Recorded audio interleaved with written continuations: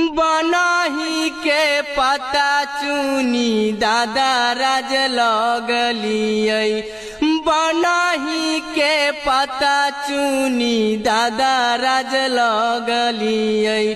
से हो दादा बुझलन बीरान गे माई। अनकर धिया देखी दादा गरइलन। हमारा के बुझलन बीरान गे माई। अनकर धिया देखी दादा गरइलन। हमारा के बुझलन बीरान गे माई। बनही के पता चुनी पापा राज लगलियै। से हो पापा